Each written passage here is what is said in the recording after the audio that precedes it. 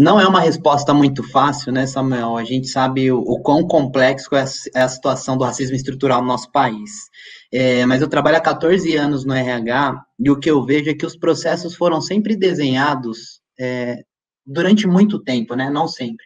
Mas os processos de contratação e desenvolvimento foram desenhados para que a gente garantisse com que pessoas vindas de lugares muito parecidos, de universidades elitistas muito parecidas, ocupassem esses postos de trabalho, né? E esse movimento fez com que a gente chegasse aonde a gente está hoje como sociedade, com a maioria das posições de poder em mão de pessoas não negras, né? O que eu acredito, os movimentos dos últimos anos, falando sobre diversidade e representatividade dentro das organizações, faz com que a gente olhe para esses processos, e é um trabalho que a gente tem feito aqui internamente, e comece a criticá-los, revisá-los, e entender como que a gente pode adequar os nossos processos para garantir que a gente tenha diversidade, e não simplesmente trazer todos do mesmo lugar ou de lugares muito parecidos, né? Certamente, dentro das universidades de elite, nós temos pessoas muito inteligentes, mas o que as empresas precisam são de talentos, e esses talentos estão em diversos locais, né? Não só nessas faculdades ou nas empresas mais conhecidas do Brasil e do mundo. E a gente tem pensado e revisado muito nossos processos para garantir uma busca ativa e também atratividade para o público mais diverso, principalmente para a população negra, garantindo que aqui é o espaço também dessa população e que a gente vê muito valor para a nossa companhia, trazendo negros para a tomada de decisão aqui também. Só esse processo do deslocamento para fazer uma entrevista já é complexo para muitas pessoas que estão desempregadas, e agora com a maior usabilidade da internet, a gente consegue entender que já era possível fazer entrevista à distância e não era feito porque, né, a gente sabe por quê. E aí eu vim aqui com uma pergunta para a Kelly: o que você acha que a empresa pode ganhar ao contratar pessoas negras ocupando várias áreas? O que você acha que a empresa ganha com isso? Eu acho que a sociedade como um todo, ela só tem a ganhar, né? Tem um ponto aí que já foi trazido hoje, que é quanto mais horizontal for a contratação das pessoas, mais a gente consegue colaborar com diferentes olhares para um determinado assunto. Então, uma vivência de uma pessoa negra que foi criada na periferia é diferente de uma vivência de uma pessoa negra que é imigrante, que é diferente de uma pessoa negra que teve mais acesso desde pequena. Então, todo esse ecossistema faz com que a gente consiga ter um pensamento muito amplo em relação a uma ação. Então, que a gente consiga ver problemáticas em campanhas que venham de agências que a gente sabe que, ao todo, são criadas e pensadas exatamente por esse público. Pessoas brancas que estudaram em faculdades elitistas e que continuam repetindo toda uma estrutura racista, toda uma estrutura que várias vezes traz N preconceitos. Então, a contratação de pessoas... E aí, eu tenho a gente sabe como que essa palavra, né, diversidade, ela é usada de várias formas erradas, mas, ao mesmo tempo, eu entendo que quanto mais diverso for o embasamento, a vivência de cada pessoa, mais a gente vai conseguir fazer campanhas mais amplas, né, que consigam abranger e chegar a mais pessoas. Tanto pensando desde o lado de estratégia, de como essa mensagem ela pode ser melhor construída, de uma forma mais inteligente e com mais equidade, e também de como que nós conseguimos, de fato, atingir mais pessoas como público, como a gente consegue fazer com que as pessoas que sejam impactadas por todo esse trabalho, de fato, se reconheçam no trabalho, mas também saibam que tiveram pessoas ali que pensaram, né, sobre todos esses pontos, e aí não tiveram só aquela famigerada empatia, são pessoas que de fato entendem o porquê você não pode usar termos X e Y, o porquê que você tem que ter, se você está falando de um país que ele é mais da metade negro, que eu preciso ter isso numa campanha, que eu preciso expressar isso para todos os públicos. E você diz uma coisa que é muito, muito, muito importante, que é a equidade.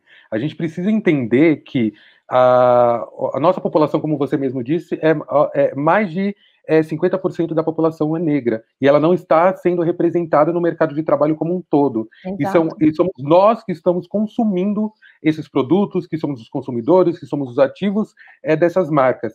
E as pessoas que estão por trás produzindo essas campanhas, muitas vezes não têm nem a vivência, muito menos a escuta para entender a vivência dessas pessoas. Primeiramente, a gente rever, né, quais são as características necessárias, né, que a gente realmente precisa para essa vivência no marketing. Será que se eu estou numa empresa nacional, ou talvez eu não tenha uma interface com um time global, será que realmente eu preciso daquele inglês fluente?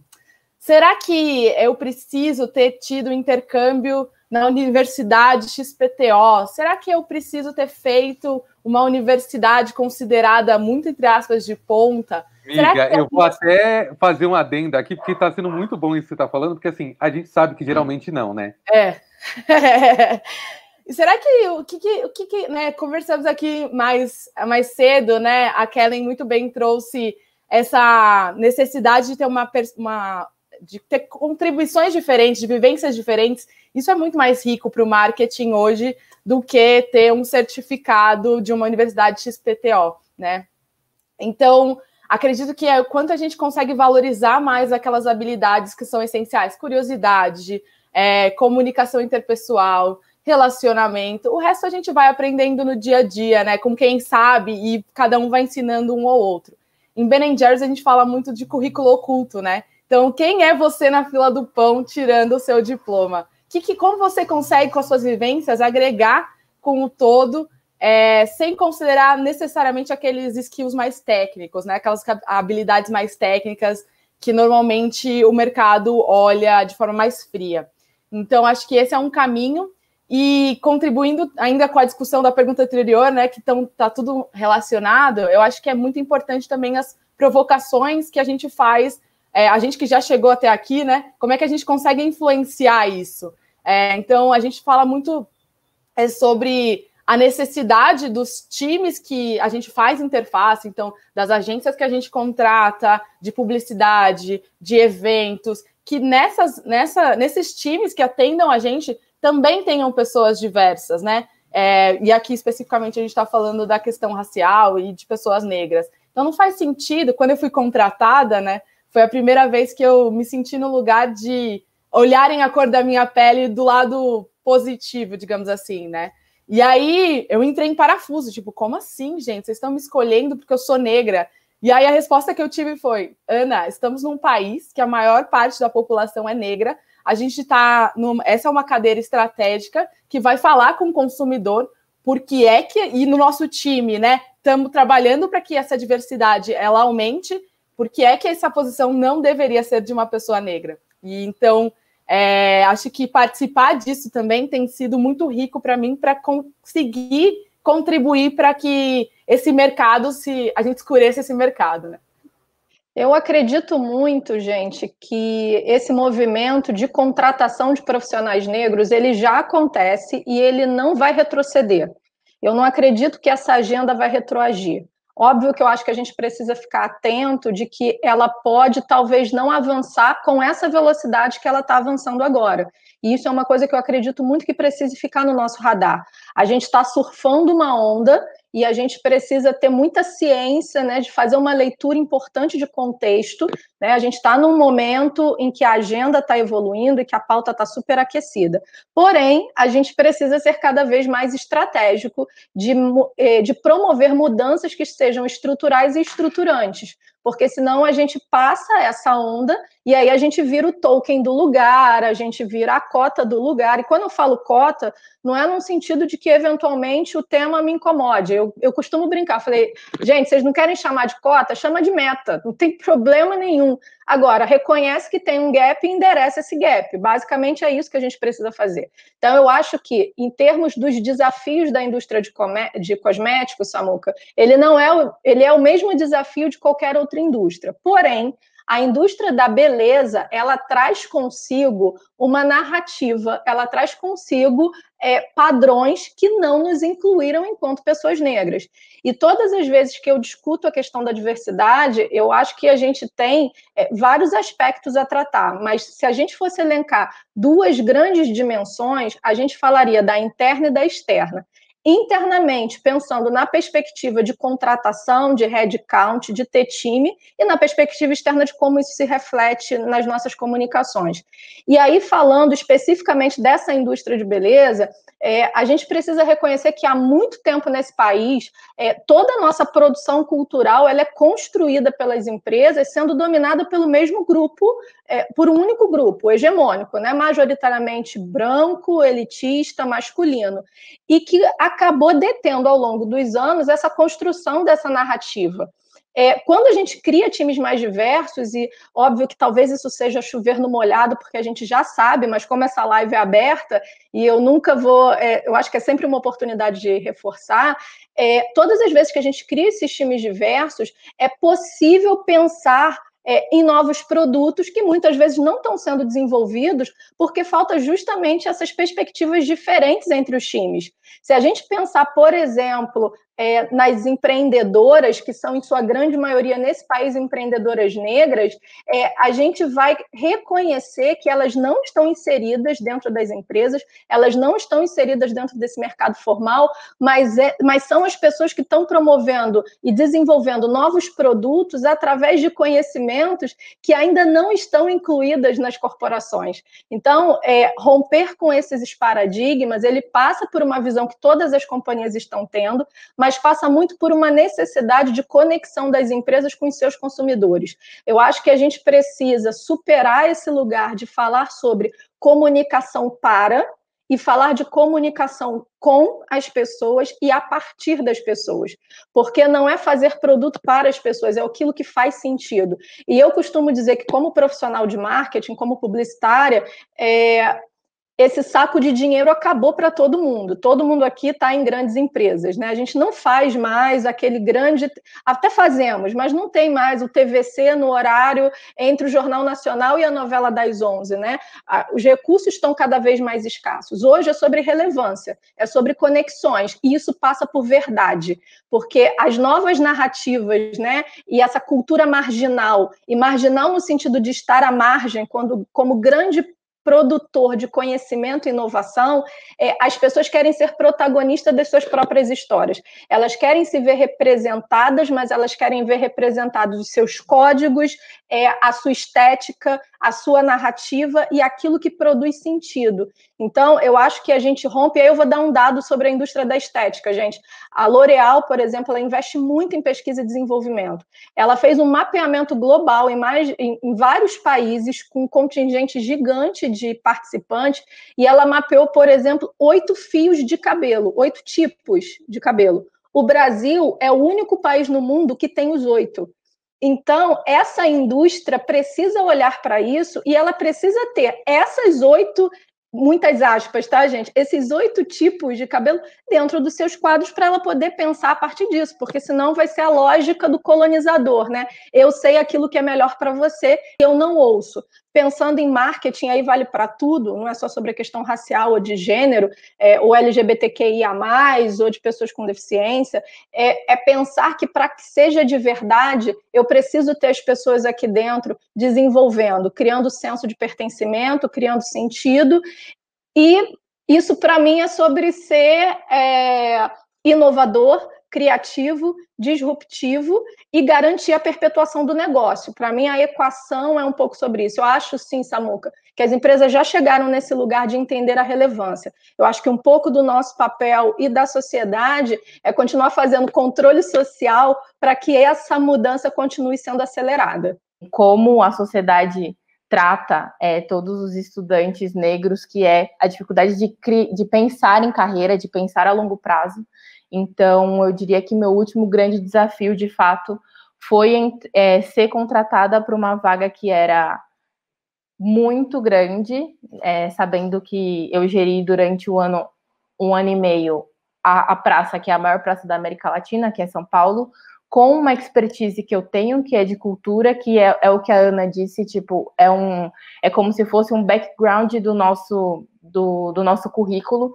Eu não consigo dizer para as pessoas que eu estudo comportamento, coisa do tipo, porque eu acho que quem faz isso é um antropólogo, mas eu sempre consegui ter a sensibilidade de ler a vivência e transformar isso em estratégia e qualificar um tipo de dado. Então, eu acho que uma grande parte é, de fato, acreditar naquilo que a gente sabe que faz bem, né? Eu acho que toda a sociedade, ela diz, às vezes, pra gente ter medo de várias coisas e parece muito esses discursos, tipo, pasteurizados em relação ao aspiracional, mas eu acho que, de fato, acreditar nesse instinto e saber o quanto você consegue acrescentar da sua vivência é muito importante.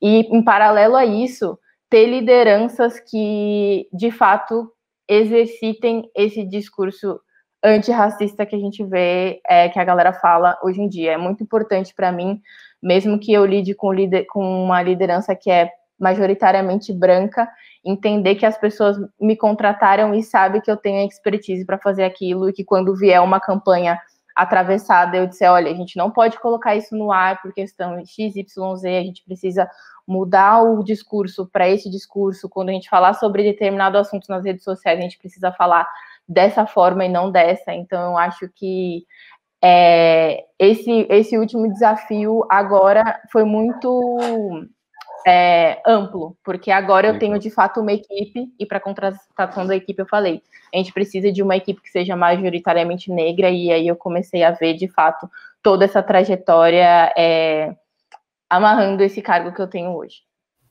Um ponto de alto que eu tenho para trazer aqui para essa galera que está no início da carreira, está estudando e está ainda entendendo os caminhos não descarte nenhuma das possibilidades e não pense que você merece menos, que você não possa estar num lugar, que alguém não acredite em alguém que diga que aquilo não é para você.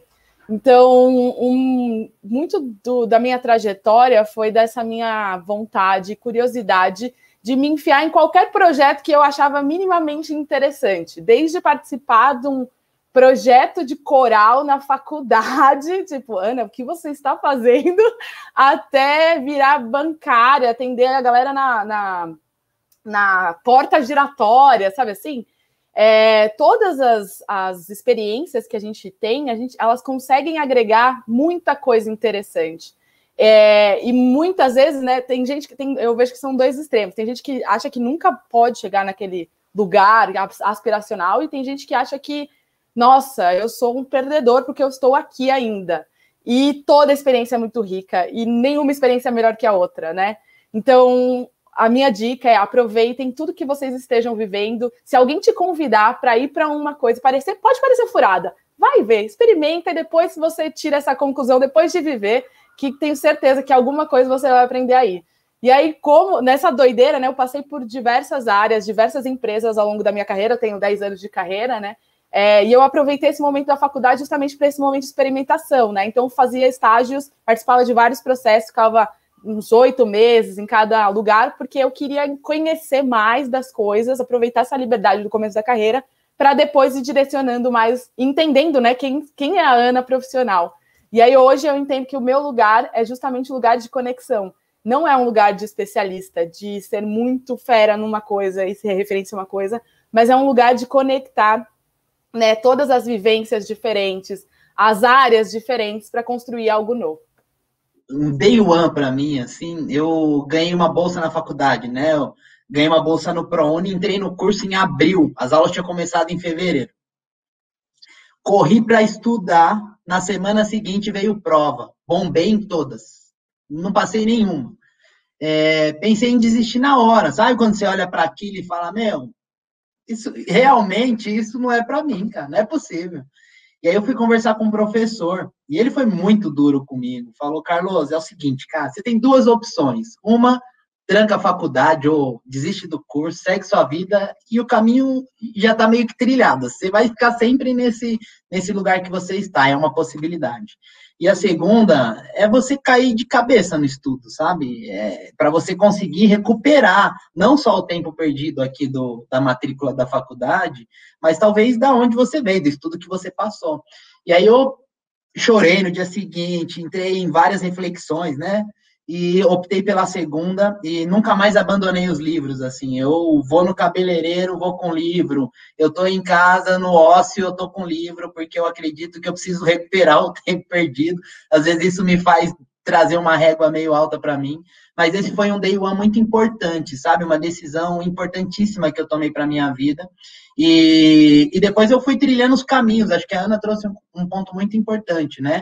Eu fui encarando várias coisas que apareciam para mim. E aí eu fui trilhando uma carreira, não nas multinacionais, que eu naquele momento, eu tenho 14 anos de trajetória dentro de RH, naquele momento eu não passei nos processos e tudo bem, mas eu fui encontrar outros caminhos e trilhei minha carreira em empresas familiares, empresas de pequeno porte, e essa foi minha jornada durante meus 13 anos de carreira.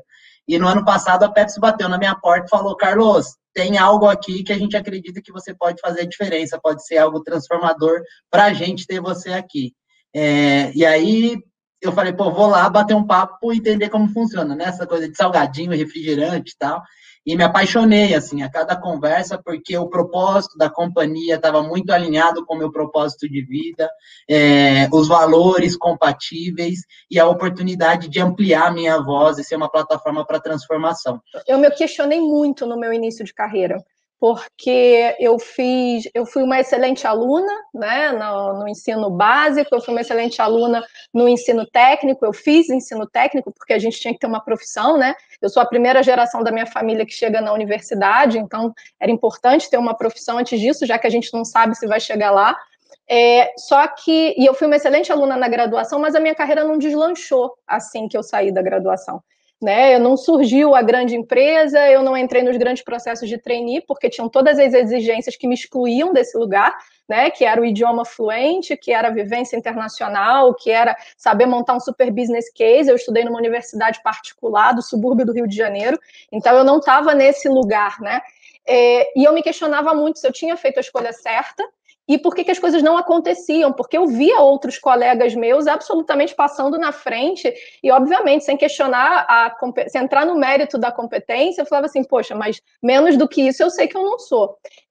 E uma das coisas que eu queria deixar aqui para vocês, assim, eu aprendi muito com os meus erros, eu aprendi muito com aquilo que eu ou fiz errado, ou eu deixei de fazer. E aí, deixando alguns tips, né, algumas dicas aqui para a galera, um é o seguinte: não ignorem os atravessamentos raciais na carreira de vocês.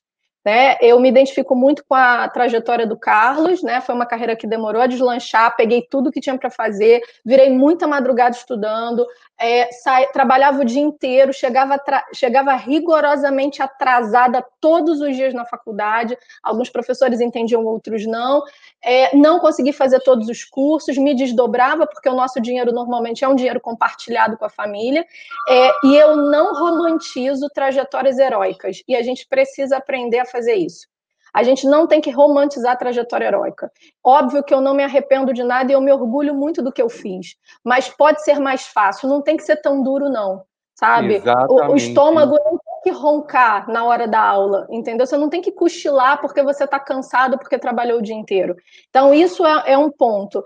E aí, eu fui entender os atravessamentos raciais. Eu fui entender por que algumas coisas não deslanchavam quando você não tem cara de gerente, quando você não tem o perfil do atendimento da agência. E eu aprendi a problematizar e me fortalecer a partir dessas descobertas.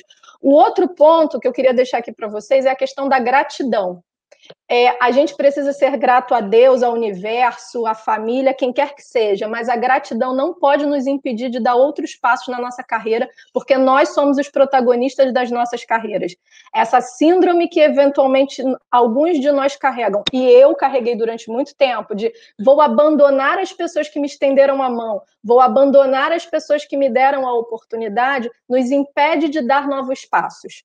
Então, a gente precisa se deslocar desse lugar e aprender com isso. E a gente precisa superar os nossos medos e a nossa síndrome de impostor, de que nós não somos bons o suficiente. Então, o que fica de dica aqui para vocês façam conexões, venham para jogo, batam na porta, fortaleçam o network de vocês, porque essa turma que está aqui talvez esteja sendo uma analogia que a gente fazia na Coca, o navio quebra-gelo. Eu não tenho dúvida que eu não vou colher tudo aquilo que eu estou plantando, mas tem uma geração que vai. Então, assim, peguem essa onda, se conectem com essas pessoas, porque eu acho que é um pouco sobre isso. Muitas vezes o que nos separa de grandes chances ou de vagas são as oportunidades, e a gente precisa construir as nossas.